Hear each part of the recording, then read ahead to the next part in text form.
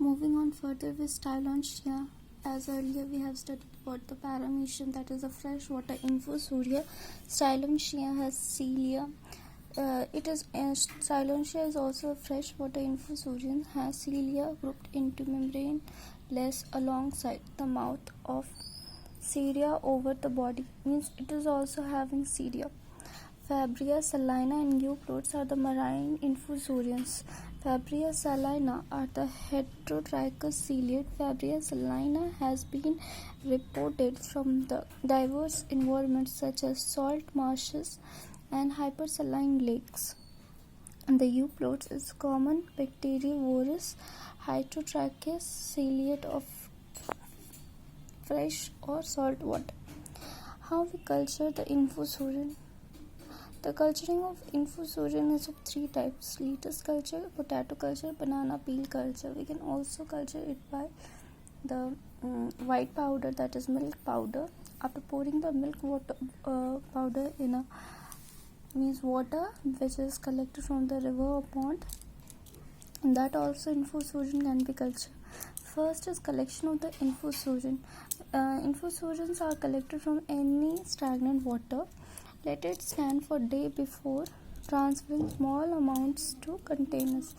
Then the collected infusorian can be cultured by soaking substances in previously boiled water for several weeks. The substances include hay, banana peel, potato peel, and dried beans, lettuce, and the cabbage and the tree leaves. Lettuce culture can be also done. In this, the lettuce leaves are placed in wide-mouthed glass jar. Add water, that is almost boiling, to fill jar about 3/4 of the way full. Then leave this uncovered for 24 hours. Then add 50 to 100 ml of old aquarium water and cover the jar. Then after a week or 10 days, heavy growth of infusorian can be seen. It can also cultured by, that is potato culture. In this, 4 or 5 potatoes are put into the water and the same is followed. That is, we can pour some water, stagnant water, into that potato water, and then after some days we can see the infusorians. Now again, moving through the microworms, first is chironomid larva. Chironomid larvae are also known as bloodworms because of presence of hemoglobin in their bodies. Larvae sustain on organic material contained in the mud and are found in all kind of still water where there is deposit of mud and organic debris. Attains suitable size for feeding in 16 to 20 days. Means 16 to 20 days they are suitable size for feeding to the fish.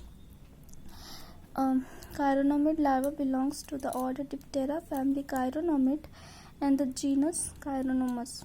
How we culture the chironomid larva? First, mating in flight is done with the male, and the female releases the egg on the water surface while skimming on the water surface. The eggs which is released by the female are 50 to 700 eggs. These eggs sink to the bottom. These eggs hatch in 24 to 48 hours. Newly hatched larva not more than 1 mm in size. Each larva molts 4 times before it reaches the pupal stages. Then preparation of site can be done.